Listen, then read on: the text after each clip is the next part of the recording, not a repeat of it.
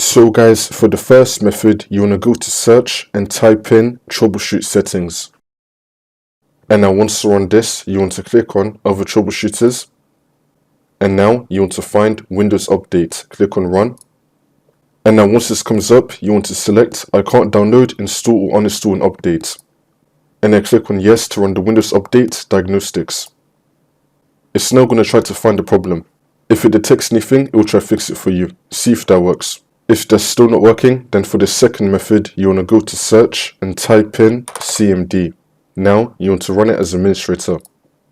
And then click on yes.